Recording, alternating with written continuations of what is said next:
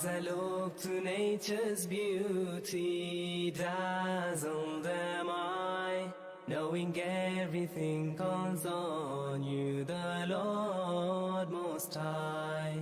الله الذي يهدينا جميعا، الله الذي نعتز به جميعا. الله الله الله الله الله الله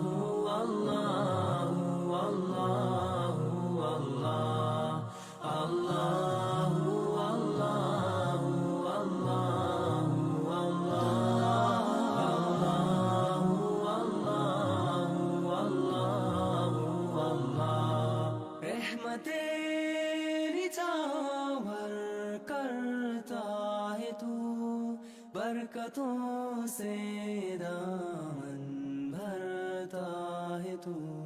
Wer ist der Mächtigste und der Barmherzigste? Wer hört unsere Gebete und schickt uns die Hilfe? Allahu, Allahu, Allahu, Allah, Allahu, Allahu, Allahu, Allah, Allahu, Allahu, Allahu,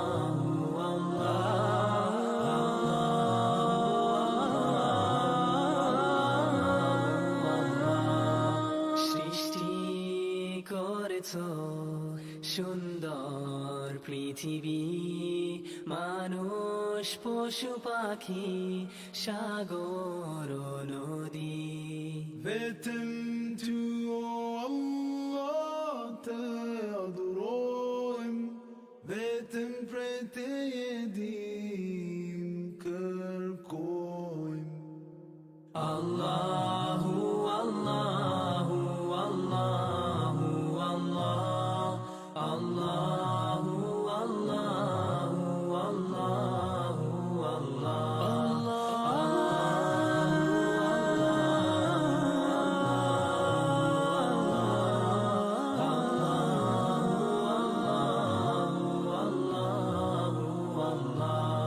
Mon Seigneur, vous êtes le seul que j'adore.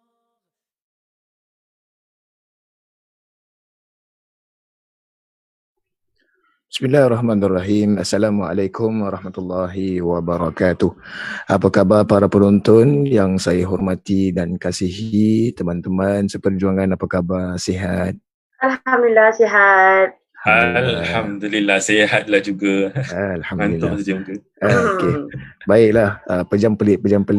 Mungkin kita dah beberapa minggu yang kita tak berjumpa. Akhir yang kita bertemu tu bila Ustaz? Sebelum Hari Raya Idul Adha kan? Betul, sebelum Hari Raya Idul Adha. Sebelum Hari Raya Idul Adha.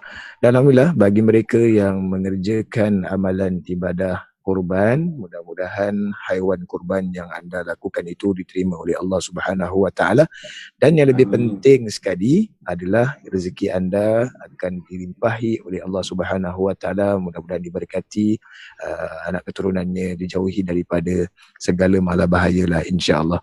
Baik, teman-teman, malam ni kita nak berbual sebab kita punya Hari Raya Idul Adha ni dia berdekatan pula dengan apa ni kata orang tu, hari tu kita sambut hari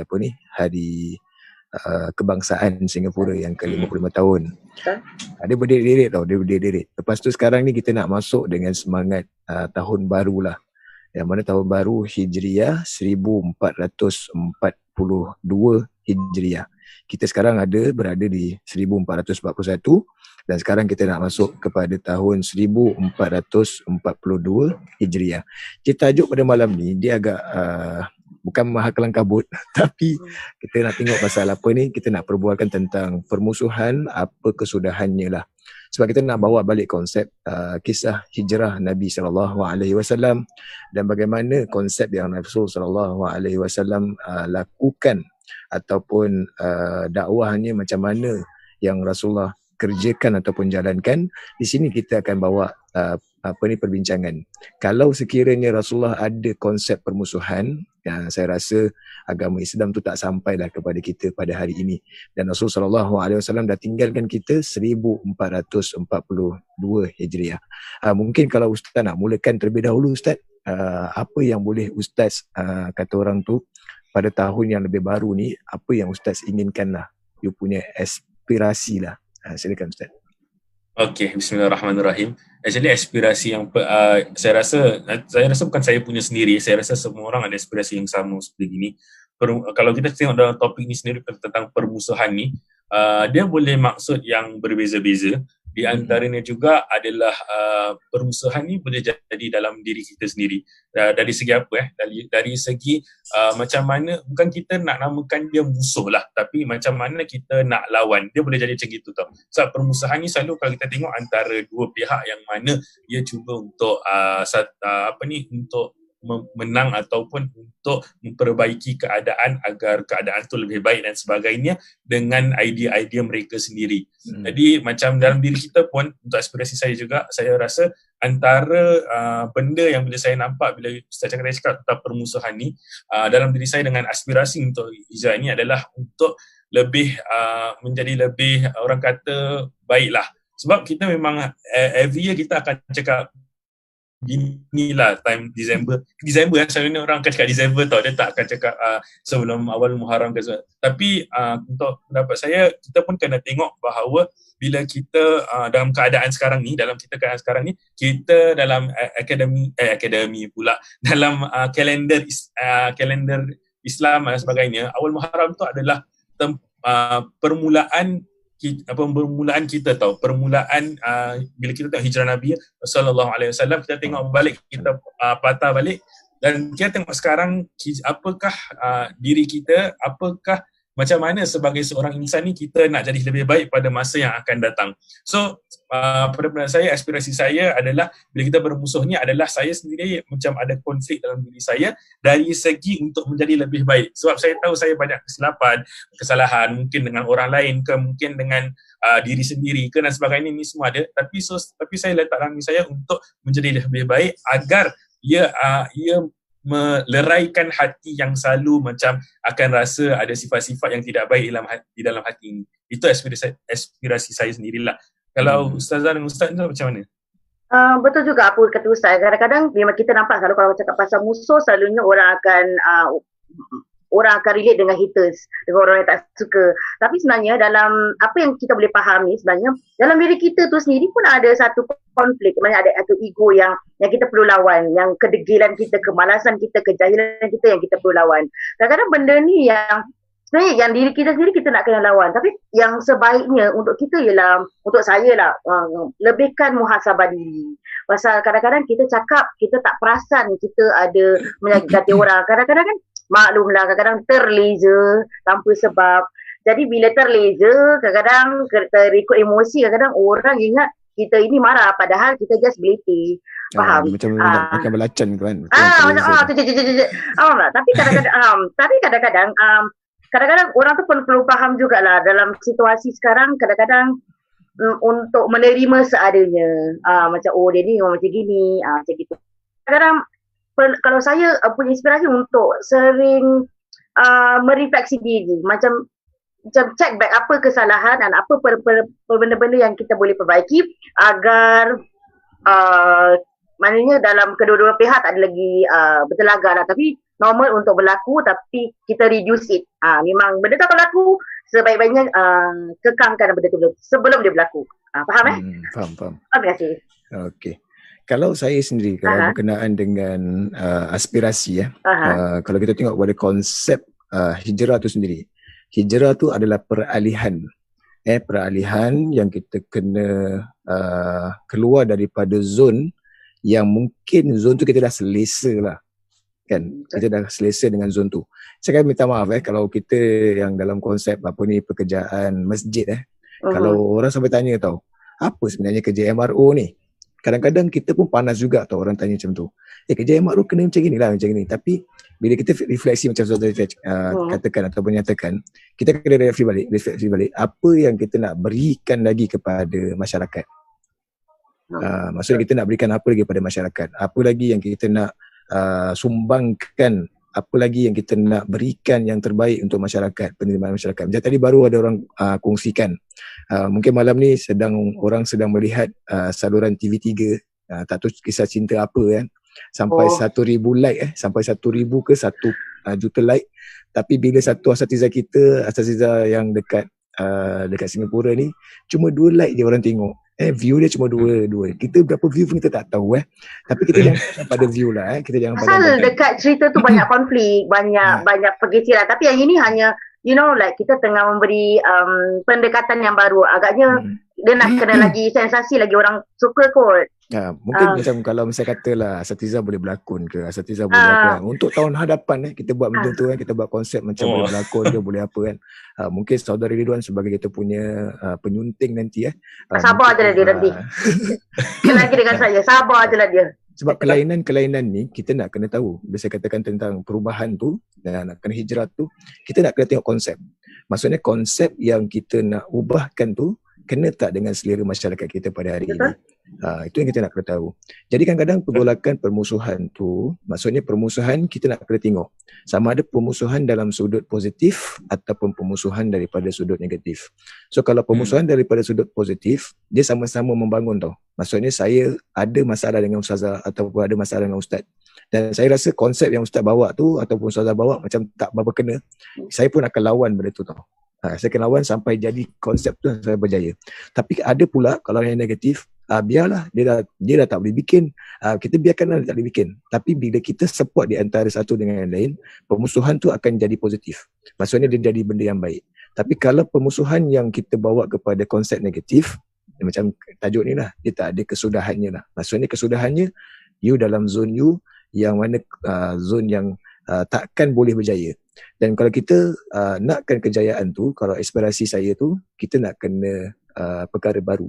So macam tadi saya bawakan tentang yang orang kata MRO alah setakat kerja macam tu je, pantau imam, pantau apa dan sebagainya. Kita kena keluar daripada zon yang selamat tu, kita kena cuba ceburi benda-benda baru. Mungkin penjagaan ke, ceburi perkara-perkara yang mendekati dengan apa ni, unserved people. Maksudnya unserved people ni orang yang mungkin lemah dalam sudut kewangan ke, apa yang kita boleh berikan ataupun sumbangkan kepada mereka supaya mereka pun boleh keluar daripada kemupung tersebut lah. Macam tu yang saya faham. Silakan.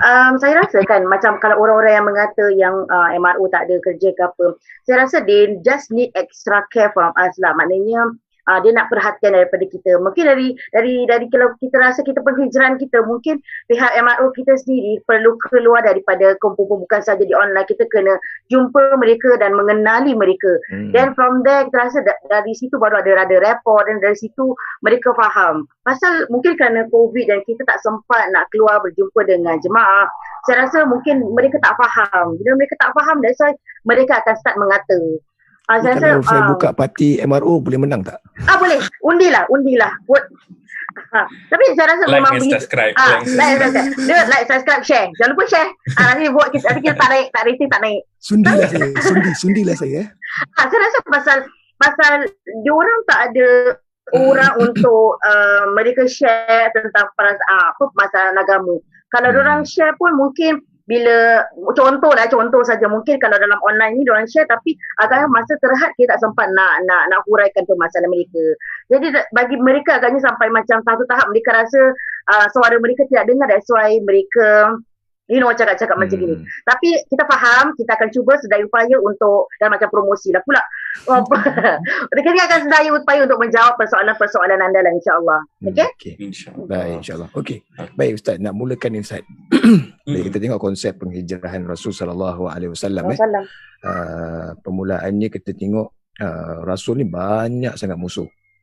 Banyak sangat musuh, sehingga kan sahabat-sahabat yang beriman permulaan Islam tu bila datang, contohnya macam Sayyidina Abu Bakar, Sayyidina Ali, yang melihat keperitan yang dikenakan oleh Rasulullah, kezaliman yang dilakukan tu, macam mana konsep yang Rasulullah bawa ataupun berikan kepada mereka yang haters lah, kata-kata haters Nabi tu, macam mana Nabi cuba tahan ataupun pendindingkan diri dia sebelum Nabi berhijrah. Silakan Ustaz. Okay, bismillah. Kalau kita tengok cara Nabi atau cara Rasul sallallahu alaihi wasallam, walaupun dia dengan musuh, dia tidak anggap musuh itu sebagai macam orang yang dia patut jatuhkan. Itu yang pertamalah kalau kita nampak Rasul sallallahu alaihi wasallam, apa yang dia buat specialnya adalah dia sebenarnya sayang kepada mereka. Dia tunjukkan kasih sayang kepada mereka. Itu yang pertama. So kalau kita Mungkin Ustaz, nampak, kalau Wana boleh tambah sikit Ustaz. Mungkin keaiban orang tu dia yang Rasulullah jagalah. betul. Aib Rasulullah SAW antara dia pun dia jaga dengan dia tahu apa yang dilaksanakan oleh musuh, apa yang dilakukan, dan di antaranya yang kedua kalau kita nampak pun orang yang antara orang yang musuh dia adalah antaranya adalah keturunan dia macam pakcik dia kan. Ini semua kita nampak adalah orang yang dekat. Kita imagine kalau kita sendiri ada musuh, orang yang dekat dengan kita, musuh yang paling yang ada blood related orang kata dengan kita, tapi dia jadi musuh. So bila kita lihat tu perkara, kita akan lihat sedih tau, kita akan sedih. Lagi dia dah rapat dengan macam mesti dalam pada masa tu Rasulullah SAW akan rasa macam, oh dia ni rapat dengan aku tapi dia ada kena dengan aku tapi dia musuh dengan aku dan sebagainya. Tapi dia tak anggap itu sebagai musuh, tapi mesti ada rasa kesedihan dalam dirinya. So first Rasulullah bawa kasih sayang. Kalau kita nampak, yang kedua kalau kita nampak Rasulullah SAW dia tak turunkan martabat mereka atau jatuhkan martabat mereka. Dari segi apa? Bila kita tengok kalau perang, Rasulullah SAW dia tak dia tahu kalau dia on the losing side pun dia tetap akan fikir yang positif kan. Tapi kita tengok orang kufar pada masa itu, dia ada 1,000 orang ke kat depan tu pun dia dah fikir dia dah jatuhkan apa yang dilakukan oleh Rasulullah sallallahu alaihi wasallam. So dia hormat, kalau kita nampak dia hormat musuh dia dari segi dia memberikan orang kata fight yang setanding lah. So kita nampak antara perkara yang mana kita nampak sebelum hijrah Rasul sallallahu alaihi wasallam ataupun selepas hijrah Rasul sallallahu alaihi wasallam sekalipun, kita nampak bahawa perkara itu yang pertama kasih sayang Rasul sallallahu alaihi wasallam. Dia, dan kedua dia tak jatuhkan orang itu, ketiga itu dia respect orang itu. So kita nampak tiga perkara ini, bila kalau seorang musuh buat benda ni, dia orang boleh jatuh cinta dengan orang itu. Sebab kalau kita nampak Rasulullah SAW, cara dia cakap tu dia tak jatuhkan terus. Dia tak jatuhkan sekali pun, dia tak jatuhkan. Tapi dia cakap dengan lemah lembut, cakap dengan baik, masukkan ke dalam hati mereka. Itu yang buat orang-orang kufar pada masa itu ada di antara mereka beriman kepada Allah Subhanahu Wa Taala selepas mendengar ayat-ayat dan sebagainya. Itu sedikit sebanyaklah apa yang saya boleh kongsikan untuk konsep yang nampak Rasulullah SAW. Masya Allah. Baik, terima kasih Ustaz. Kalau macam Ustazah Baitina pula kalau konsep itu konsep zaman Nabi lah kan. Kalau konsep zaman sekarang pula macam mana Ustazah? Oh, macam mana kita relate lah kalau kita tengok balik sejarah lah dia setiap Nabi tu dia ada musuhnya. Setiap lah, kirakan apa-apa pun mesti ada musuh dia. Jadi musuh Ustazah siapa? Bukanlah kita kat sini. Tapi masalahnya kirakan benda itu sentiasa ada. Doesn't matter lah zaman mana pun anda berada, haters atau pemusuhan itu mesti berlaku. Macam kalau kita faham budaya Melayu, kalau dah saking mereka benci, mereka akan hantar barang. Kalau ada certain pula, kalau tak suka, dia terus email ke pihak atasan mengatakan mereka tak suka this kind of thing. Tapi kalau macam Ustaz Kamarul tadi cakap, benda tu memang ada dan kita tak boleh lari daripada itu. Yang kita boleh hanya untuk cekalkan hati kita ni untuk berdepan dengan mereka. Macam kalau kita hide pun, kita tak akan dapat apa-apa lah. So kita nak kena hati ni mesti kental babe. Kalau tak memang susah nak lawan this kind of war. And then bukannya hati kena cekal, tapi kita kena ada planning yang baik. Okay, kalau kita tahu ada orang tak suka ni, tak suka tu, you need to prepare everything. Okay, like plan A, plan B, plan C, plan D. Macam Rasulullah sendiri, dia tahu yang dia ada musuh. That's why kalau in terms of dakwah, dia ada planning. Like first years, dia just approach dia punya family members and the circle of friends. And then baru dia proceed with public lah, dekat orang awam. So untuk kita sendiri, kalau kita tahu orang tu tak suka itu, jadi kita kena buat kita punya planning lah. Oh, kalau dengan dia kita kena approach macam gini, kalau orang yang itu kita kena approach macam gini. Saya rasa itu pun adalah satu teknik untuk kita reducekan lah permusuhan, lagi-lagi sesama Islam. So kita reducekan benda tu supaya macam Rasulullah cakap, kadang-kadang benda ni akan menghijabkan kita punya doa. So kalau kita tak ada musuh, kita try buat baik dengan harapan agar semua amalan kita diterima oleh Allah SWT. Betul tak? Ni jawapan yang paling safe lah. Saya klise sikit Tapi pasal bukan nak mengajak kepada enemy, tapi kita sendiri sedaya upaya kita untuk cekalkan hati, be positive untuk lawan lah. Pasal by the end of the day, diorang still akan mengata, macam orang kata lah, mulut tempayan tak boleh tutup, tapi ini sekurang-kurangnya kita punya effort untuk stop this thing lah. Okay. Dengan tadi bila Ustazah cakap kan, saya tambah sikit, bila saya dengar tentang yang dia bagi circle of friends kan, dan kita nampak antaranya juga orang yang Rasulullah SAW antara ni yang masuk ke dalam agama Islam adalah orang-orang yang lemah dari segi tak ada kuasa, tak ada itu. So kalau kita nampak perkara tu juga, Rasulullah dia tak abaikan siapa-siapa. Dia kira dakwah kepada semua. So kadang-kadang kita pun bila kita tengok dalam zaman sekarang ni, kita suka banding-banding antara satu sama lain lah. Kita suka buat bandingan itu, di mana yang tengok bandingan itulah sebenarnya yang berbuat permusuhan antara satu sama lain. So bila kita banding macam dia ni lagi baik, taklah dia ni lagi baik dan sebagainya, orang akan nampak keburukan itu dan sebagainya lah. Nampak macam tak cukup ke apa aku buat, ini aku buat ni betul. So benda-benda perbandingan ni tau yang buat permusuhan tu sebenarnya antaranya. So sebab tu sebaik-baiknya seperti mana macam saya cakap Rasulullah SAW, dia ada orang-orang yang di belakang dia yang support dia untuk dia bukan melawan permusuhan, tetapi untuk memperbaiki maslahat dia untuk menjadi kuat agar orang-orang lain bila musuh attack dia pun dia tetap ada that painting atau ada that shield lah untuk dia. Tu sikit sebanyak yang saya nak tambah. Cok, lagi satu nak tambah. Pasal kalau cakap pasal circle of friends ni kan,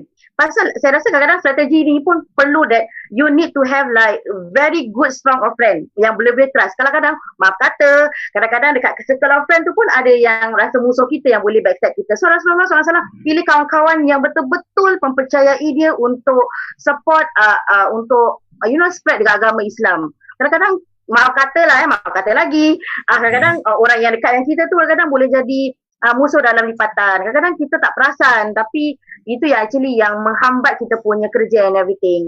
Maaf kata, dah. Maaf kata lagi, tak ada pasal takut tersinggung. Itu masalahnya. Okey, apa yang saya boleh nampak menerusi apa penjelasan yang Ustazah dengan Ustaz berikan. First kali yang dakwah yang yang Rasulullah SAW nak bawakan ni, Rasulullah tak tengok kepada konsep siapa engkau sebenarnya. Kau siapa sebenarnya? Dia tak tengok konsep tu. Sebab kalau kita tengok daripada surah Abbas kan, bila datang siapa nama dia? Seorang yang buta. Seorang yang buta, Abdullah bin Maktum Abdullah bin Maktum radhiyallahu anhu, dia datang, dia sendiri tanya kepada Rasulullah SAW tentang agama, dan Rasulullah pada ketika itu ditegur oleh Allah Subhanahu Wa Taala. Rasulullah ditegur. Jadi dalam konsep dakwah ni, kita tak boleh tengok siapa dia, dan pada masa yang sama dia tak boleh stereotype lah. Okay, kita tak boleh tengok orang tu kalau sekarang macam konsep kita sekarang, yang betul itu mungkin yang jahat je, yang mungkin keluarga pincang, keluarga tu yang jahat je. Tak boleh macam tu. Jadi kita kena sampaikan. So dalam penyampaian tu, yang saya boleh ambil daripada kata asatizah, kita nak kena ada jiwa yang kita katakan jiwa rahmah, jiwa pemaaf. Dan yang saya suka tadi bila mana Ustaz tadi katakan kejujuran tu yang penting. Okay, kita jujur dalam penyampaian kita. Dia tak seselindung tau. Dia tak pergi around the bush. Maksudnya, dan ini pernah disampaikan oleh majikan kita lah, saudara ataupun apa ni, Tuan Haji Juraiman. Dia kata bila kita sampaikan menerusi kejujuran, dia akan sampai betul-betul ke dalam hati, lubuk hati orang tu tau. Tapi kalau kita selindung dan demi selindung, dia tak nampak kejujuran tu. Maksudnya kita hide apa yang kesalahan yang dia buat. Tapi kalau kita cakap sesuatu tu, mungkin pada pertama kali dia rasa sakit. Tapi bila kita tunjukkan keikhlasan, kita tunjukkan yang kita benar-benar nak, kita sayang, yang kita benar-benar kita tunjukkan yang dia ni boleh menjadi insan yang lebih baik, di situ dia akan dia akan ubah konsep pemikiran dia. Dan dia akan tahu, Ustaz Kamarul orang dia begini, Ustazah Baitina orang dia begini. Dan pada saya, macam Ustazah kata, kenali siapa yang kita nak berbual tu. Okay, sebab Rasulullah kenal. Kalau orang tu macam gini, Rasulullah akan gunakan cara perbualan ni macam ni.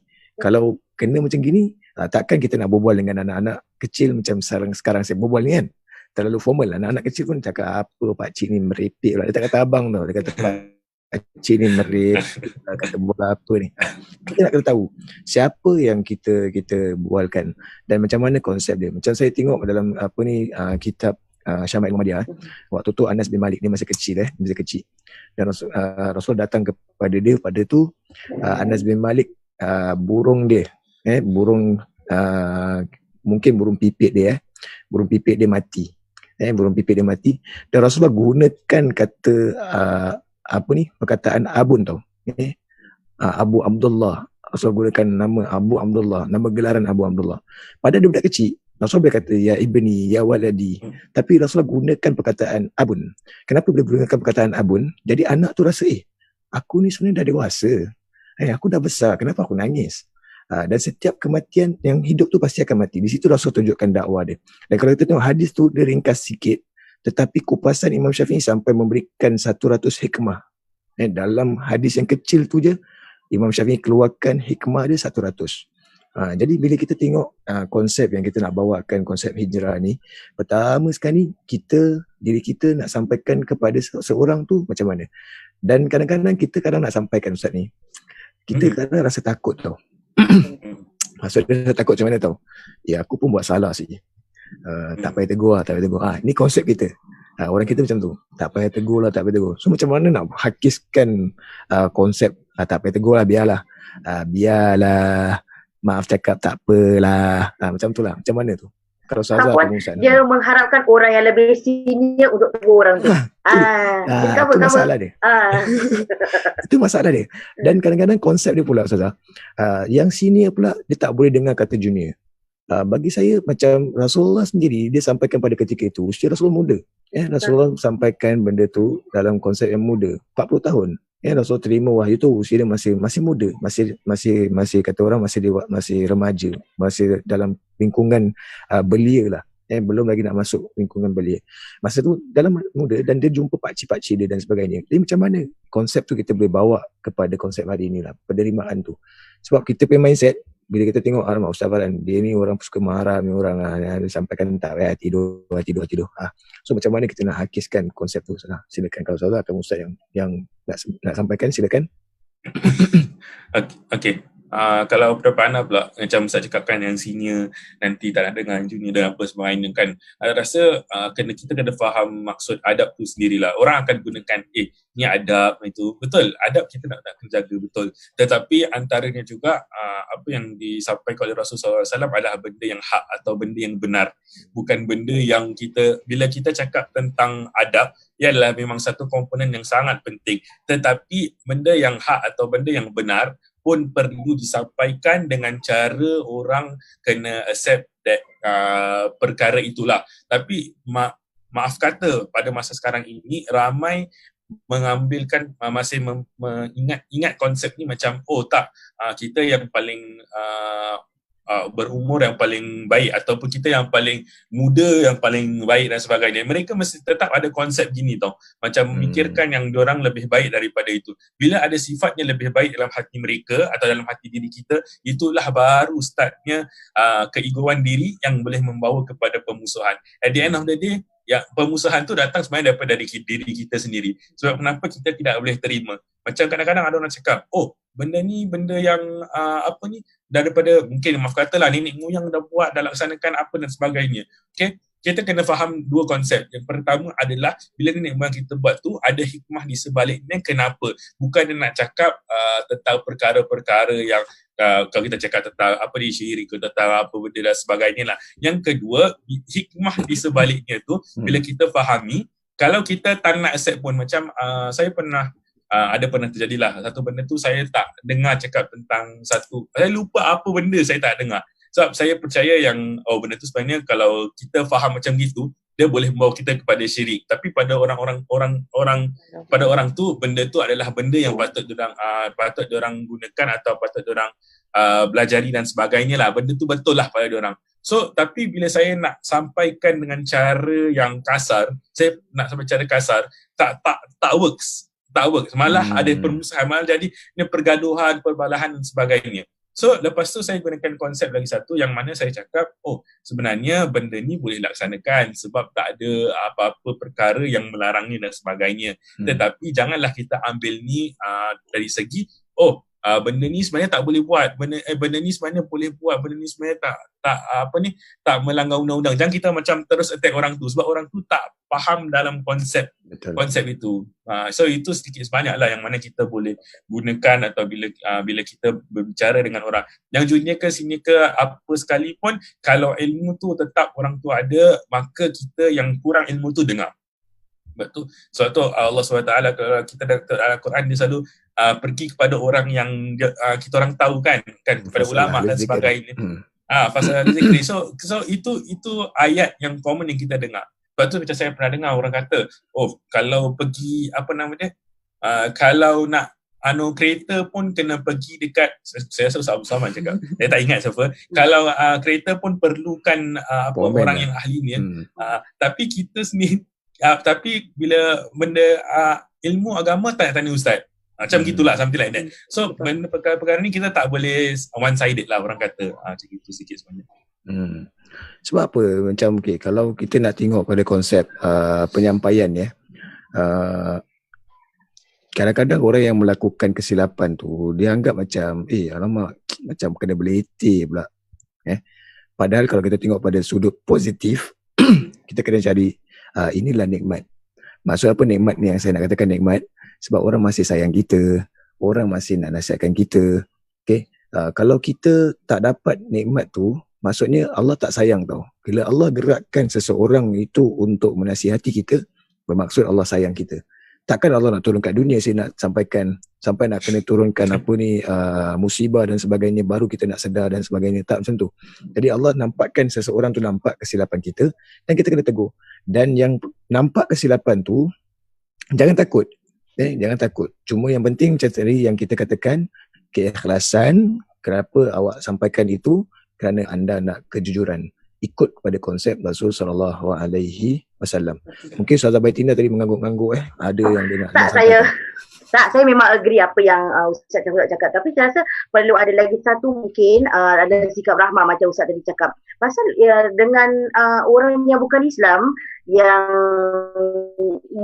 totally musuh Islam, Rasulullah ada sikap rahmah, ada sikap belas kasihan. So apatah lagi kita dan lagi umat Islam perlu ada sikap rahmah. Kalau yang tua perlu beradab, caranya perlu itu. Pasal kita ada mesti rasa kesian agaknya orang tak tahu. Kalau yang muda apatah lagi kita perlu bimbing mereka ke apa yang rasa patutlah. Tapi kalau rahmah tu tak ada, saya rasa itu yang berlaku pergeseran, masih rasa diri itu bagus and everything. Tapi nilai-nilai yang actually nilai ni very basic yang semua tahu tapi kita ambil sambil lewa. Itu yang membuatkan even dalam satu department atau satu institusi pun boleh bergaduh atau tu. Ustaz kata satu department yang sama tapi kadang keluarga pun boleh berpecah belah kerana nilai-nilai ini tidak ada. Jadi daripada satu keluarga jadi satu musuh pula. Kadang-kadang benda ini actually boleh diterapkan bukan saja kita macam kita Ustazah kita nak kena sifat ekstra rahmat. Tidak, semua orang perlu ada sikap ini untuk tolong bantu sama yang lain lah. Lain lagi kalau macam yang tua harus dihormati, yang muda harus dibimbing. Tu saya rasa itu lagi penting lah dari untuk untuk buang elemen-elemen yang negatif ni. Betul. Sebab benda ni bukan kita yang sampaikan, para penonton. Betul. Sebenarnya yang sampaikan ni pun Rasulullah SAW. Rasulullah sendiri kata, laisa minna atau bukan daripada golongan kami. Man lam yuwakir kabirana wa lam yarham sagirana. Maksudnya dia tidak menghormati yang tua ataupun yang tua tidak menyayangi yang kecil. Jadi bila kita sampaikan tu penerimaan tu nak kena betul. Cuma saya teringat waktu satu konsep yang dibawakan oleh cucu Rasul SAW Hasan dan Husain mungkin asatiza pun dah pernah dengar. Satu ketika tu yang dia nampak seorang tua mengambil wuduk dan dia menggunakan musabaqah, dia menggunakan cara pertandingan atau cuba lihat betul tak wuduk saya dan sebagainya. Sebab dia nak tegur orang tua dan orang tua ni dia pula yang silap dan sebagainya. Sebab tu bila kita ada hikmah, kita minta dengan Allah. Sebab tu kita selalu doa, minta Allah berikan hikmah, minta Allah berikan hikmah. Hikmatan adalah doa saya dah lupa. Dan kita minta hikmah tu supaya Allah terangkan hati kita, bila kita sampaikan perkara tu, biar dia sampai dalam bentuk yang cantik. Bentuk yang cantik. Jadi bentuk yang cantik tu kadang-kadang kita pun tak perasan, Allah sebenarnya kasih aku ilham macam gini pula untuk sampaikan kepada orang tersebut. Sebab kita faham, sebab nak sampaikan kepada orang yang dewasa ni, dia lain. Sebab dia ada pantang larang. Pantang larang tu yang penting, tapi yang saya suka tadi Ustaz menggunakan perkataan adab. So bila kita beradab, cara kita menyampaikan dan sebagainya, kita santun, mudah-mudahan dia menjadi lembut kepada penerima yang nak sampaikan tu. Dan kita berdepan sendiri macam MRO sendiri, kita sendiri berdepan, ya Allah, kadang-kadang dengan orang yang dah berpengalaman, yang dah mungkin kerja ni lebih tinggi dan sebagainya. Cuma kadang saya cuma hairan, kenapa doktor muda diorang boleh dengar? Kata doktor boleh dengar, padahal doktor salah ubat pun tak apa boleh dengar, boleh ikut juga. Tapi kalau macam kita sampaikan, ya ke, betul ke Ustaz ni? Ustaz, tapi kalau ada pandangan ni macam mana pula? Dah tahu ada pandangan lain, ambil terima pandangan tu sudah kan? Senang pun. Okay. Baik, lagi satu konsep yang saya nak bawakan lagi satu ni, mungkin dia melibatkan nyawa pula. Dia melibatkan nyawa. So ini permusuhan ni macam mana pula Ustazah ataupun Ustaz? Yang macam baru-baru ni kita pun dah dengar tentang isu-isu semasa tentang hari ini, dalam keadaan yang kita katakan kita tengah krisis, satu dunia tengah krisis, tiba-tiba datang lagi satu krisis pula. Dan krisis ni adalah permusuhan yang berpanjangan. Macam mana agaknya dalam Al-Quran pun dah letak, dah termaktub pun benda tu. Cuma penerimaan kita dan konsep kita tu macam mana? Sebab saya dan Ustazah Baitina mungkin pada ketika itu kita berada dekat Mesir, Ustazah, dan mungkin krisis yang kita dapati tu waktu tu krisis Sweden. Saya ingat tak pasal krisis Sweden yang tentang kekatu yang orang lukis tentang ni. So kita bincang dan sebagainya, apa yang sepatutnya tindakan yang perlu kita buat. Kalau kita ikut kepada kemarahan, orang akan marah. Siapa yang tak marah? Rasul junjungan besar Nabi SAW sendiri yang dipermainkan. Apatah lagi isu-isu tentang keagamaan dipermainkan, diperkotak-katikkan, tentang isu-isu solat dan sebagainya. Itu pula macam mana kita nak kawal diri kita, Ustazah? Silakan, ataupun Ustaz. Kalau isu-isu sensitif ni memang satu benda yang nak cakap salah, kalau cakap nanti kita emosi, kalau tak cakap itu ada satu kesalahan. Jadi kita selalunya apa yang kita nampak ialah orang hanya bersuara yang mereka tidak happy. Apa yang umat Islam lakukan ketika itulah. Dan bila tak dapat respon yang apa mereka nak, lalu mereka berontak. Saya rasa untuk kalau kita apa-apa pun, kalau kita rasa benda itu salah, perlu untuk kita tegur. Cakap dahulu.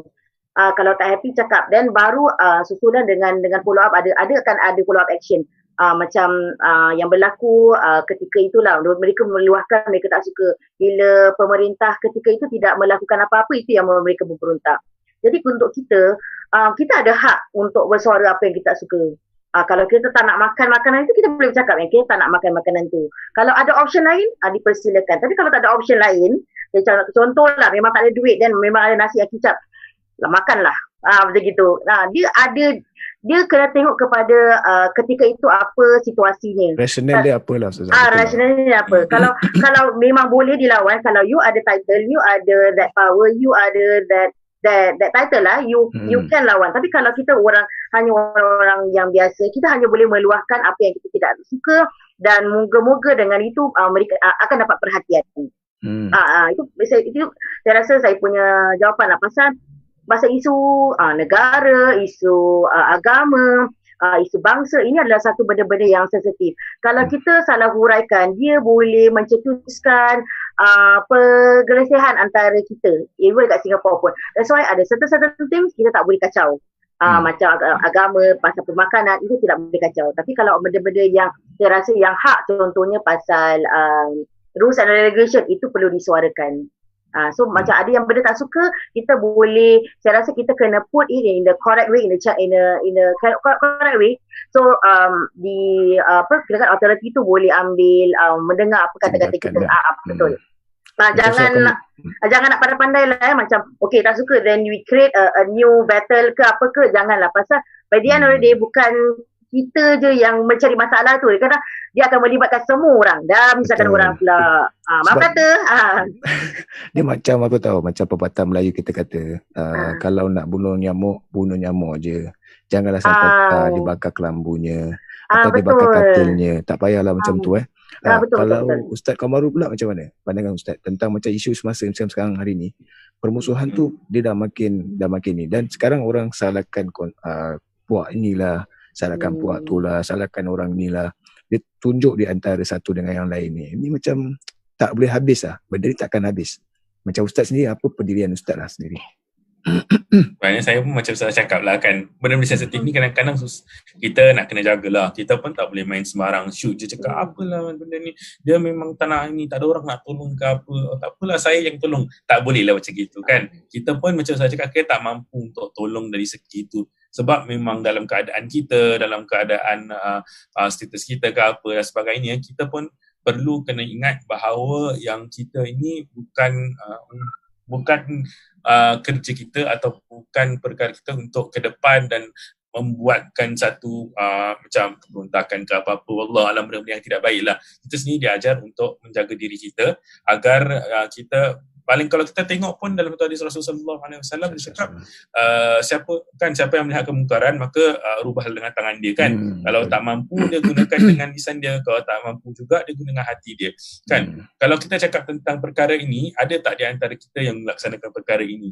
Kadang-kadang hati pun kita tak gunakan. Kenapa? Betul. Sebab kita kita makin marah kat orang tu. Bila bila dalam hadis ni kita cakap tentang lisan tu untuk mendoakan, juga untuk mencakap perkara-perkara yang baik agar perkara itu macam apa ni lah kan. Bila orang kata apalah COVID-19 ni macam gini, orang dah tak percaya Allah apa sebagainya kan. Benda-benda yang kalau kita ada keimanan dalam diri kita, menggunakan lisan ini adalah dengan cara-cara yang baik. Doa ke apa, dengan hati dalam doa kita, kalau dekat depan tu kita tak boleh rubah dengan tangan. Sebab tu Rasulullah cakap rubah dengan lisan. Kenapa? Sebab memang ada yang tak mampu.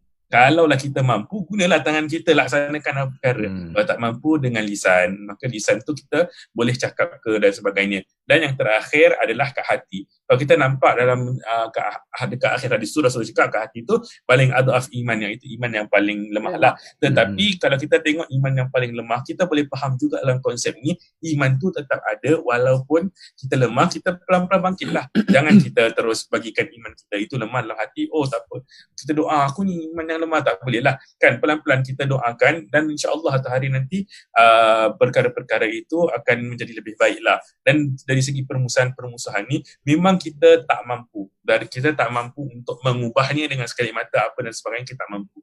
Jadi pada pendapat saya, selagi mana kita mampu untuk mendoakan, itu yang lebih terbaik lah. Itu sedikit sebanyak. Okey, boleh saya tambah sikit je? Silakan. Maaf cakap, silakan.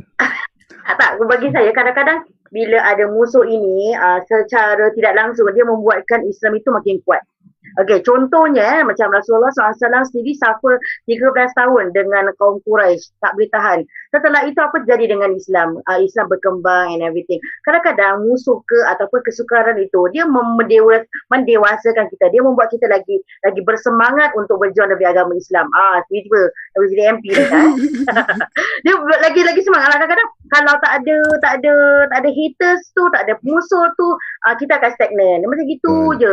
That's why kita perlu ada like this time a little bit of his, a little bit of that, it make it kita punya ini akan bergerak lah. Jadi saya rasa bukan perlu lah macam cakap, kita kena channel kita punya mind ini ke arah yang positif.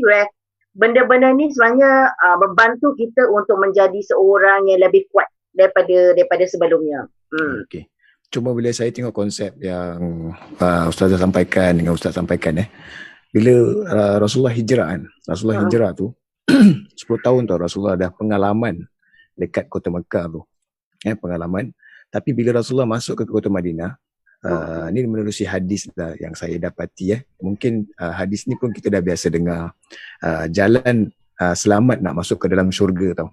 Jadi bila Rasulullah sampai ke kota Madinah tu, seorang sahabat ni namanya Abi Yusuf, nama dia Abdullah bin Salam radhiyallahu anhu ni.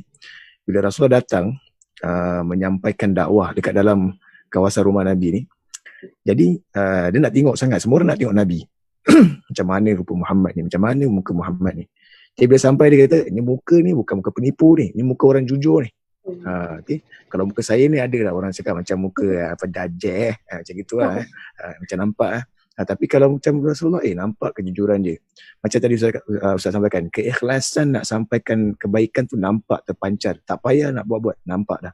Apa Rasulullah ajar? Dia ada 4 konsep. Nabi kata afsus salam, sebarkan kesejahteraan. Saya yakin semua agama ada kesejahteraan. Dan Islam pun membawakan keselamatan, kesejahteraan. Kita orang Islam pun ada kesejahteraan. Dan orang Islam ni dia bawa konsep kesejahteraan ni bukan hanya kepada orang Islam saja, tetapi orang non-Muslim pun dia akan bawakan kesejahteraan, kebaikan. Okay? Pantang dengar benda-benda ni, nanti RLAF akan minta bantuan. Dia akan membantu. Kita bawakan kesejahteraan tu. Yang kedua pula, Rasulullah kata apa? It'amut ta'am, berikan makan. Kan, berikan makan. Maksudnya macam Ustaz kata tadi, yang masuk Islam tu maksud tu orang yang lemah. Dan Rasulullah ajak apa yang experience yang dia dapat dekat Mekah tu, dia kata kau kena bagi orang makan. Kasih orang makan. Lepas tu yang ketiga, silaturahim. Kuatkan silaturahim. Kuatkan silaturahim di antara kamu. Elakkan permusuhan, jangan musuh-musuh. Sebab dekat Madinah sendiri ada orang Yahudi. Ada bangsa Yahudi, bangsa Ju yang duduk kat situ. Dan permusuhan tu dah ada di antara kaum, kita dah tahu kalau itu sejarah kaum tersebut dah pun berlaku, dan Rasulullah gabungkan kaum tersebut untuk jadi lebih kuat. Untuk lebih kuat. Dan akhir sekali bila mana orang sedang tidur, kau bangunlah. Dia suruh kita bangun apa? Kau bangunlah, wasallu wan nas niyam. Kan kaum solat ketika manusia sedang tidur, maka masuklah kamu ke dalam syurga, dalam kesejahteraan, dalam keselamatan. Jadi ini yang kita inginkan dalam konsep hijrah yang kita nak bawa di masa yang akan datang ni. Jangan tunggu bulan Disember, kita bawa konsep ni sekarang ni. Padahal kita boleh bawa juga konsep ni bukan hanya tunggu pada akhir tahun, tetapi macam tadi saya kata, refleksi diri. Tiap-tiap malam kena refleksi apa yang kita dah lakukan, apa yang kita dah kerjakan, ataupun pernah kita buat dan sebagainya. Ada tak kita sakiti hati orang dalam penyampaian kita kepada orang? Ada tak kita berikan yang terbaik ataupun tidak? Jadi itu yang kita nak kena bawakan. Kalau boleh, kalau kita bawakan pemusuhan ni macam tadi yang saya katakan, kita dah tak ada kekuatan. Pada masa yang sama pula kita nak marah pula, kita pula menjana kerosakan kepada orang yang tak bersalah. Itu yang kesian.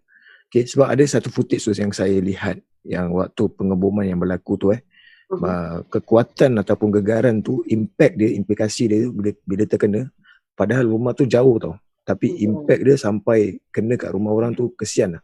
Sebab ada anak kecil, kita lihat ada anak kecil tengah nak tengok pemandangan pula tu. Cuba kita bayangkan tengah nak tengok pemandangan, tiba-tiba pemandangan kita jadi kabur. Pada hari itu juga kita dijemput oleh Allah SWT tanpa disedari. Jadi kalau kita nak buat sesuatu tu, kita kena fikirkan apa yang kita nak ni. Kemarahan pasti akan ada, tapi macam mana kita nak kawal. Sebab khutbah pada hari ni pun cakap pasal kesabaran, Ustaz. Macam mana kita nak kena sabar. Sebab wasta'inu bis-sabri was-salah. Sebab kita dah dirikan macam mana istain kita tu dengan solah kita, dengan kesabaran kita tu boleh bergerak secara bersama lah. Akhir kalam. Silakan Ustaz. Saya nak tanya last soalan, mungkin Ustazah boleh ni lah. Kalaulah orang itu dia macam, kita dengarlah selalu permusuhan kan, tapi permusuhan dia cara yang halus. Cara halus macam mana dia kira dia tikam belakang lah, orang kata kan, tikam belakang, ataupun tikam belakang dari segi biasalah dia pergi ke third party, lepas tu dia memberitahu tentang dia ni cakap dia ni macam gini dan sebagainya. Kita kadang-kadang dengar tentang perkara inilah. So mungkin apakah nasihat Ustaz dalam bab perkara ini sendiri? Kalau saya, to be frank, takkan kita nak complain dia orang tu kan, pasal kita pun tak ada evidence. Untuk saya, kita just act per normal. Macam saya cakap tadi, Ustaz dia baru ceritakan tentang hadis yang bagaimana Rasulullah SAW sampaikan rahmah. Just be okay with them, just be nice with them.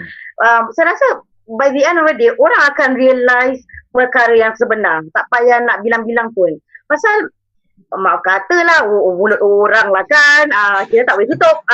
Gossip here, gossip there, orang akan bilang. Dan kita sendiri pun, walaupun benda tu akan sampai kepada kita, So nanti kita akan tahulah macam mana true colours orang itu, dan kadang-kadang macam musuh dalam selimut ni kita perlu berhati-hatilah. Jangan sampai kalau kita macam kita konfront mereka, dia akan membuatkan kita ni akan dirampok di mata masyarakat kita yang bersalah. So kita tak nak that happen. So kita just let it be. By the end of the day, people will know.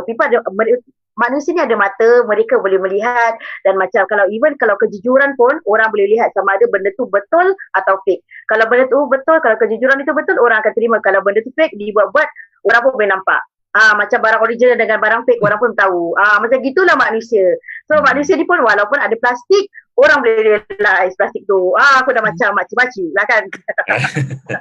Tapi ini saya cakap sejarah jujur lah. Macam by the end of the day, orang boleh nampak dan orang boleh menilai kebaikan orang dengan keburukan orang itu. Tapi kita tahu kan untuk menjaga keaiban seseorang itu adalah Tapi, satu. Ustazah, saya minta maaf kalau penilaian yang dilakukan oleh teman tu dia kira macam blood brothers blood members dia dah tahu pun kesilapan yang dilakukan oleh teman dia, tapi macam nak cover juga kawan tu kan, tak apalah, orang tu memang baik sebenarnya, tapi dia pun diamkan je.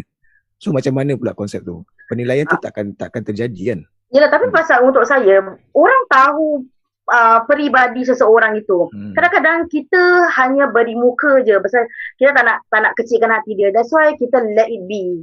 Macam kita tahu perangai macam gitu dan kita just biarkanlah. Macam kalau kita rasa dan kadang-kadang ada satu tahap kalau kita rasa tak suka, kita akan cakap dengan cara baik. By the end of the day, macam Ustaz Kamal cakap lah, kalau kita tak suka, kita memang ada dipilihan untuk menyuarakan apa kita tak suka, tetapi dengan cara adab, dengan rahmah. Pasal untuk menegur ini sesuatu, dia macam agama, it very sensitive, so you need to tackle it wisely lah. Kalau tak, actually you nak nasihatkan dia, you nak rasa tak baik untuk benda tu stop, nanti dah jadi benda lain. So adab dan rahmah itu perlu ada untuk bilang orang tu lah yang you don't like this kind of behavior, macam gitu. Kalau saya pula, saya ambil daripada sudut motivasi diri lah.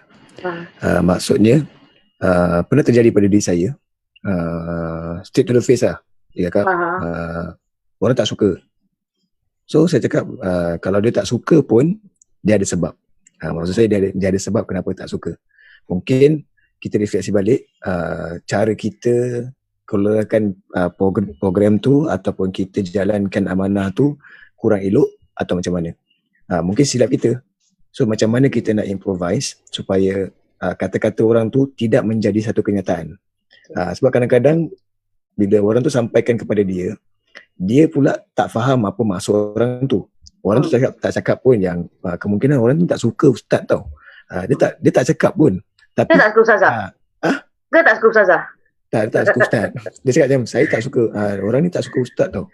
Macam ustaz buat apa semua tak kena. Macam dia ada masalah dia dengan ustaz. Dia cakap macam itu. Tapi bila kita pula memang penerima ni kan, macam kita dengar betul ke orang tu cakap macam itu. So kita kena refleksi balik, apa kesilapan yang kita lakukan. Dan pada masa yang sama, waktu saya jawab kepada orang tu, saya kata dia pun ada hak dia kenapa tak nak suka dan sebagainya. Tapi kita yang dengar ni, saya cakap dengan dia, kita nak kena motivasi diri. Sebab kalau kita ambil bulat-bulat penyampaian yang menyampaikan pada kita tu, saya takut kita tak ada kehidupan yang nombor dua lah. Maksudnya hari tu dengan hari esok kita terus mundur ke belakang, menangis je. Jadi ni hati mak cakap. Jadi dia tak boleh macam tu. Kita nak terus bangkit, tunjukkan prestasi apa yang kita boleh berikan. Betul. Dan saya pun agree. Kadang-kadang kita perlu ada masa macam sometimes untuk kita untuk refleksi balik lah. Kadang-kadang hari tu 2 hari kita perlu menangis, kita perlu refleksi diri. Lepas tu kita kena bangun balik. Dia tak boleh forever sedih je. Tak boleh. Macam kita tahu dah orang tu memang ada hal dengan kita.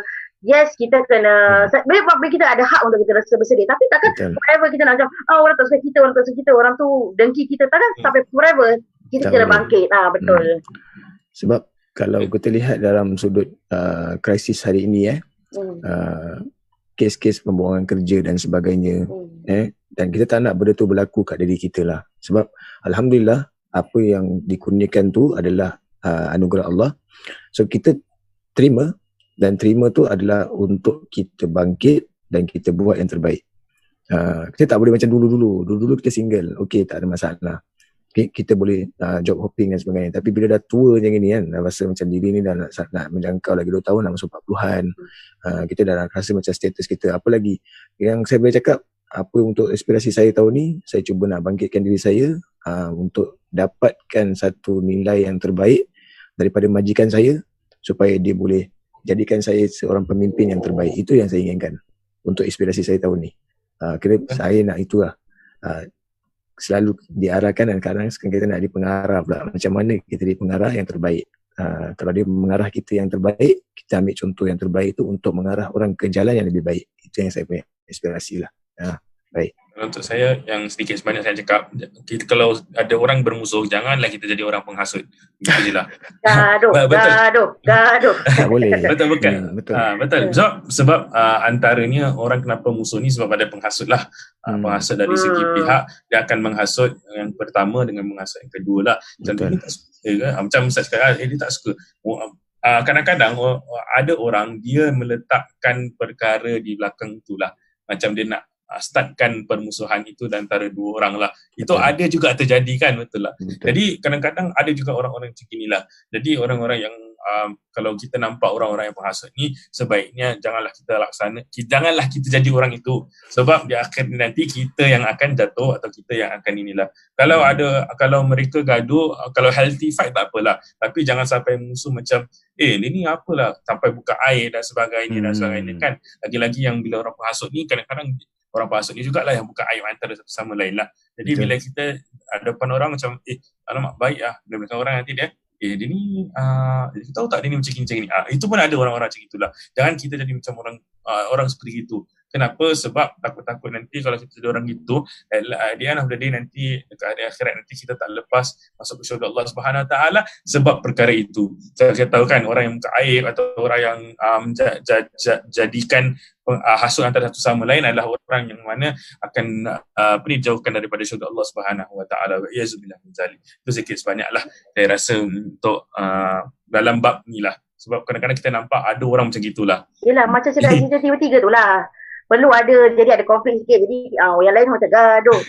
Tapi macam dekat satu hadis pun ada ceritakan that kalau ada dua orang bergaduh, kita boleh jadi orang yang penipu untuk memperbaiki hubungan mereka.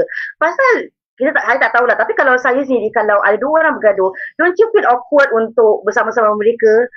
So is the best is untuk islahkan mereka, untuk so that, faham tak? Jadi macam keadaan itu kembali kepada normal.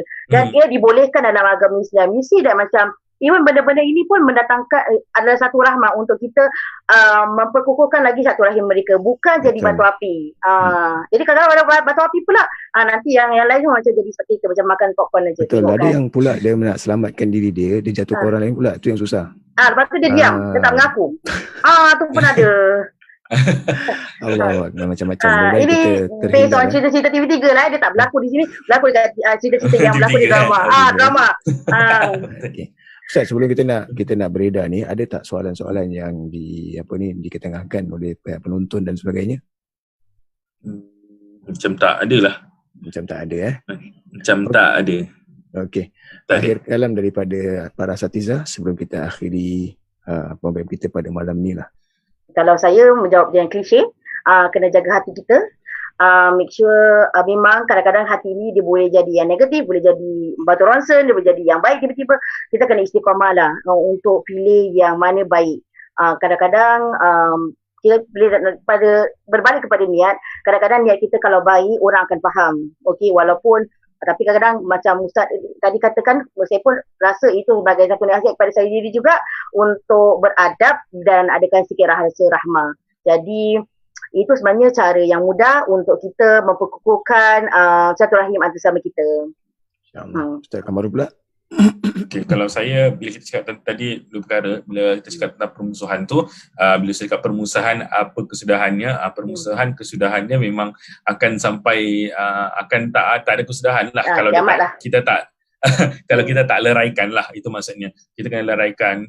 Kalau kita ada, memang betul ada orang memang akan tak suka kita, ada orang akan benci kita habis-habis, ada orang memang tak kenal pun cakap, dia ni mimpi lah, dia ni macam itulah kan dan sebagainya. Tetapi sebenarnya dalam hati kita itu, kita kena lihat bahawa Allah SWT membuka mata kita untuk ambil yang positif untuk diri kita sendiri. Okay? Yang kedua adalah bila kita cakap tentang hijrah ni, bila Rasulullah SAW hijrah, kita kena ingat bahawa hijrah kita pun bermula daripada diri kita sendirilah. Rasulullah bila berhijrah, bila dapat wahyu dari Allah Subhanahu Wa Taala kan, dia terus hijrah ke Madinah. Bila dia hijrah itu, dia serahkan diri kepada Allah Subhanahu Wa Taala dengan apa segalanya, dengan dia dah usaha dan sebagainya kalau kita nampak. Dan kita pun kena ada usaha lah. Jangan kita pula aku nak hijrah lah, aku nak tukar, nak ada azam baru, nak jadi baik, tapi aku sendiri tak nak berubah, aku sendiri tak nak menerima kata-kata orang, tak nak terima apa yang disampaikan oleh orang kepada diri aku. Macam itulah. Jadi kita kalau dah macam mana pun, walaupun kita lagi-lagi kata yang dah berumur 24, 60 ke 65, kalau masih nak berubahlah. Jangan nampak macam tertutup. Macam saya pernah nampak ada orang cakap, saya dah malu lah, saya 60 tahun, saya nak nak belajar tapi saya malu kan.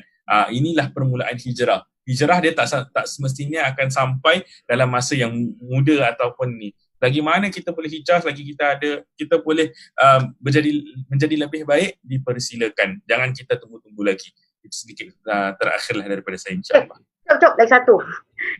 Bila memang kita ada persekatan, tapi jangan sampai kita kirakan putus silaturahim. Jangan sampai ada begitulah.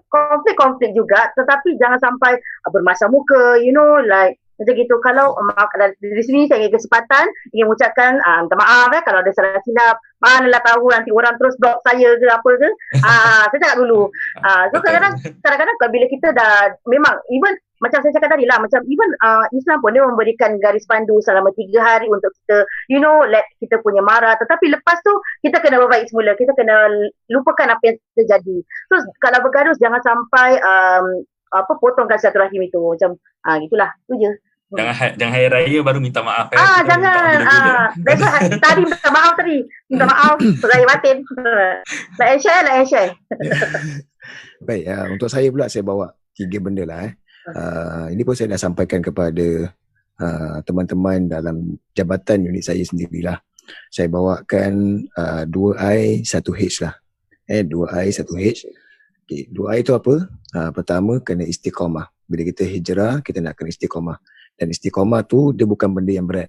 Kita buat yang kecil tetapi dia itu berterusan. Itu yang disukai oleh Allah Subhanahu Wa Taala. Okey, itu yang pertama.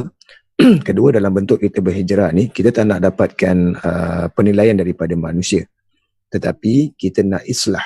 Maksudnya islah, orang melihat kita punya kebaikan itu, orang menilai kebaikan itu, kita pula menjadi contoh untuk orang berubah. Dan pada masa yang sama, dalam bentuk islah ni, kita nak kena terima teguran. Itu yang pertama. Dia nak kena terima teguran. Dan pada masa yang sama, yang kedua, dia kena berlapang dada. Dia tak boleh ada sikap permusuhan lah. Dia ni sampaikan untuk apa sebenarnya. Tak, kita terima, macam saya katakan tadi, bila orang nasihatkan kita, bermakna Allah masih sayang kita. Yang ketiga, hanif. Macam saudara kita kata, hati nak kena bersih. Jadi hanif selalu kita sampaikan dalam bentuk perkataan solat kita, hanifan muslimah wa ma'ana minal musyrikin inna salati wa nusuki wa mahyaya wa mamati lillahi rabbil alamin, kan? Selalu kita baca tu kan. Okay? Kita selalu baca benda tu. Tapi apakah konsep hanif ni? Konsep hanif ni kita nak bila kita bertemu dengan Allah, hati kita bersih. Dan bila kita hati bersih, bukan hanya dengan Allah saja hati kita baik, tetapi hati kita baik dengan sekitarannya. Maksudnya dengan apa yang Allah Subhanahu Wa Taala cipta, lebih-lebih lagi dengan manusia. Allah boleh ampunkan dosa kita, tetapi manusia kalau tak dapat ampunkan dosa kita, macam mana nanti kita di akhirat nanti. So kalau ada yang hutang, cepat-cepat bayarkan hutang. Ya. Siapa-siapa yang mempunyai masalah dengan teman, cepat-cepat minta maaf. Okay? Supaya apa? Supaya kita nanti bertemu dengan Allah, okay, dalam hati yang bersih, insya-Allah. Itulah penghijrahan yang ingin saya bawakan, 2I 1H. Okay? Baik. Saya rasa teman-teman terima kasih atas perkongsiannya. Nampak macam bermanfaat, alhamdulillah. Dan saya mengharapkan kepada para penonton, kalau sekiranya ada soalan yang ingin diajukan dan sebagainya, kalau nampak kita di luar dan sebagainya, bolehlah bertanya. InsyaAllah kita cuba berikan jawapan yang sebaiknya, insyaAllah. Baik, yang baik itu datangnya daripada Allah, yang lemah daripada diri kami semua. Aku qauli hadza, selamat menyambut Ma'al Hijrah. Mudah-mudahan penghijrahan yang anda lakukan, ingatlah dan niatkan untuk mendapat keredaan Allah Subhanahu wa Ta'ala. Baik, wabillahi taufiq wal hidayah. Wassalamualaikum warahmatullahi wabarakatuh.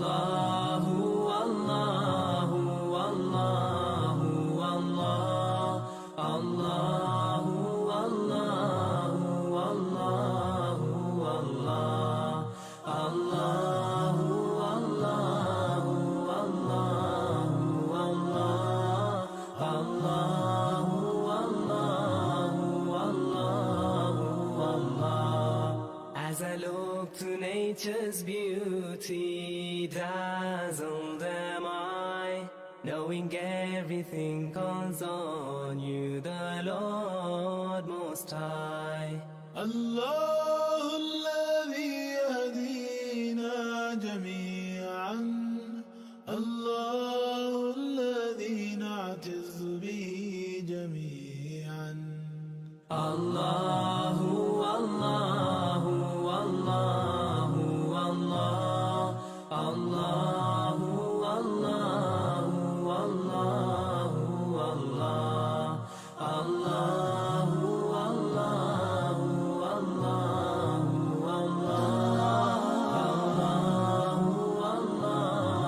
الله الله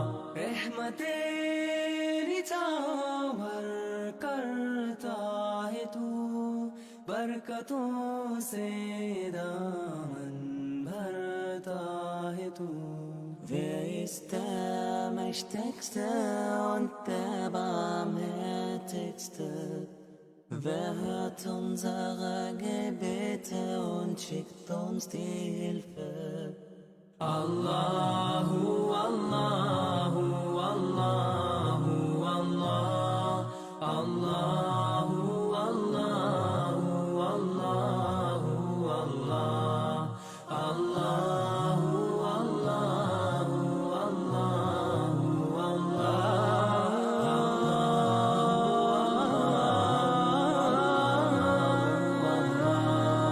সৃষ্টি করেছো সুন্দর পৃথিবী, মানুষ পশু পাখি সাগর নদী.